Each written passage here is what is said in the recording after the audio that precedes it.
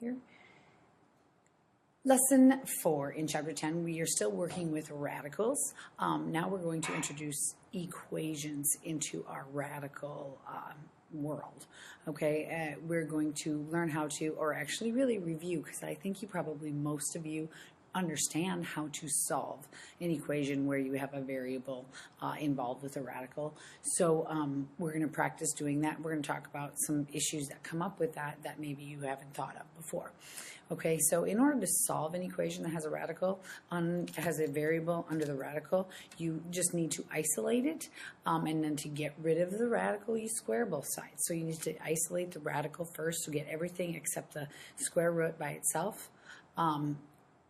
Get the square root by itself, and then square both sides, and then go on and solve it. Okay, so take a look at this first one. Really simple. Your variable is all by itself. It actually gives you a word problem to start out with. Woo! Word problem. So am I sure I'm on the right side? Here we are. Okay, we are. So equations that contain variables in the radicand, like h equals 1.34 square root of L, are called radical equations. Okay. So here we go. Cliff diving. A diver dives off a cliff and reaches the water in 3 seconds. So they're giving you the time. The time t in seconds that it takes an object to fall h feet can be approximated by the equation t equals the square root of h over 4. What is the height?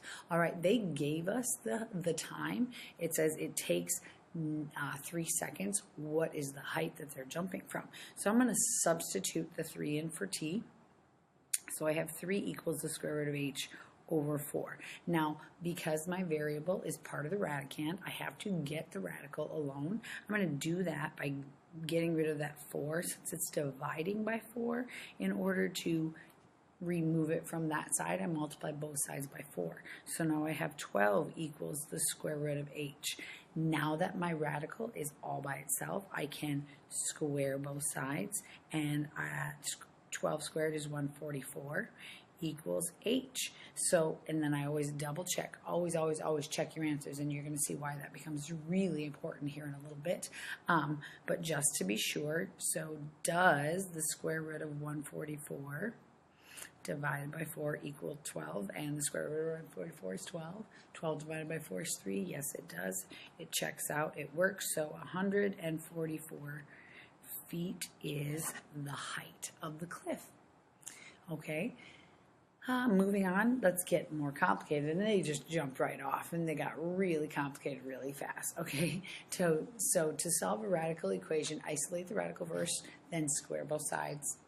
So take a look at this one. Not only do we not just have a variable under the radical, but we've got a constant outside. First, isolate the variable, or isolate the radical.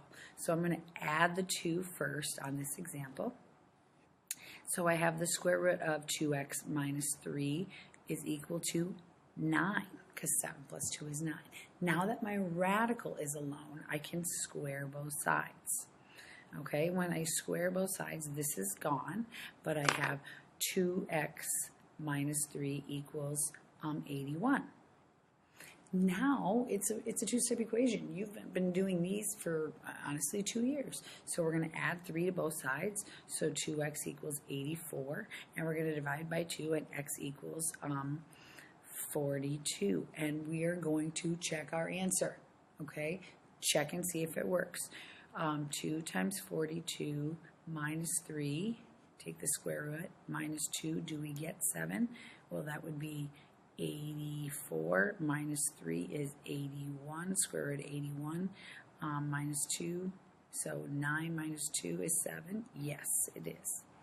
All right, let's check this one out over here. Very, very, very similar in that we have to get the radicand by itself, so we're going to subtract 7 first. So we get the square root of a plus 5 equals 12 minus 7 is 5. We're going to square both sides to get rid of the radical. So a plus 5 is now by itself without the radical, but 5 squared is 25. All you have to do, one step, not subtract 2, but subtract 5. And so a equals 20. Check it. 20 plus 5 is 25. Square root of 25 is 5. And 5 plus 7 is 12. Yes. So our answer works.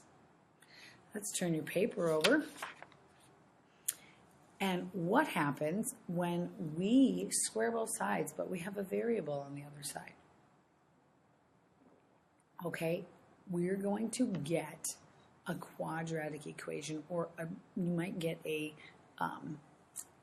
something squared. So check this out. We are going to first add the 3. But when we add the 3 to both sides, we're going to get the square root of x plus 5 now equals x plus 3. The problem here, we still have to square both sides. But when I square this side, it becomes it's a binomial that we're squaring. So remember, over here I just get x plus 5, but on this side, think through, we have to FOIL it. It's like x plus 3 times x plus 3, so we got x squared plus 3x plus 3x, so plus 6x, and then 3 times 3 is plus 9. Now when we go and solve this, we have to set it equal to 0. This is a quadratic equation. We're going to subtract 5, and we're going to subtract x. So now I have 0 equals x squared plus 5x plus 4. Now, you can solve that any way you want. You want to factor? Factor. You want to complete the square? Complete the square. You want to use the quadratic equation? Use the quadratic equation. You guys, I look at that. That's a really easy one to factor. I know it's x plus 4 and x plus 1. And if you don't know that, I mean, that's okay. Use the quadratic equation. Negative b plus or minus the square root of b squared minus 4ac all over 2a. Use that. All right, but I know that x plus 4 equals 0 or x plus 1 equals 0, which gives me 2 possible answers of negative 4 and negative 1. I say possible because we may very well get an extraneous, there you go, solution. That means a solution that works in the math, but it doesn't work in the original problem. And that happens with radicals, because remember, we can't take the square root of a negative number. So we have to actually go through and check both of these answers. So if we check the negative 4, square root of negative 4 plus 5 minus 3 equals negative 4. All right, well, negative 4 plus 5 is 1. Square root of 1 is 1. 1 minus 3 is negative 2, not negative 4. So guess what? That one will not work. Check the negative 1. Probably going to work, but let's just double check. Negative 1 plus 5 minus 3 equals negative 4. We will see. Okay, well, the equals negative 1. It equals x. I'm sorry about that. So let's see. The square root of 4 minus 3 equals negative 1. The square root of 4 is 2 minus 3 equals negative 1. And negative 1 equals negative 1. Check that answer works. So there you have it. You will possibly get an extraneous root, meaning one that works for the solving, but when you plug it into your equation, it breaks some rules. Generally, that happens with the square root. Okay, so take a look at this one in the box. It's already got it isolated, so all we have to do is square both sides. So we got k plus 1 equals k squared minus 2k plus 1. So when I subtract a k and I subtract a 1, I'm going to get 0 equals k squared minus 3k, and that's gone. Now, if I were you guys, and hopefully you see this, I can factor and set each factor equal to 0.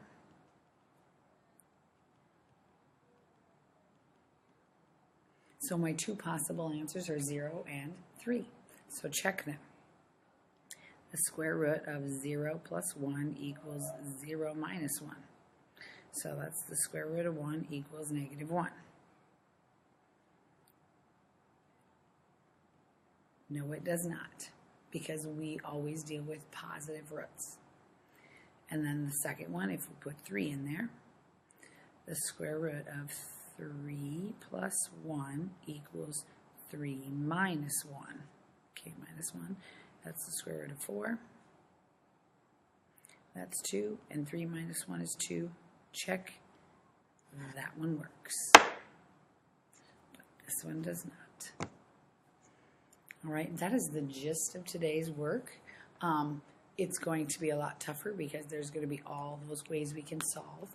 You might have to use the quadratic equation. You might want to complete the square. You can factor and set each factor equal to 0, but always, always, always double check both answers because and a root always has to be a positive root when we're solving equations. So when you take the square root, we are only considering the positive answers.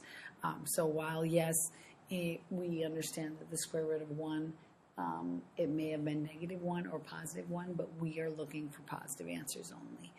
So that's why that one does not work. All right, your assignment is going to be on the separate sheet of paper, on that blue sheet I'm going to give you, or hopefully gave you, 8 through 20 and 43 through 48, all of them, not just evens or odds, all of them, 8 through 20, 43 through 48. So good luck. Come see me if you have any questions.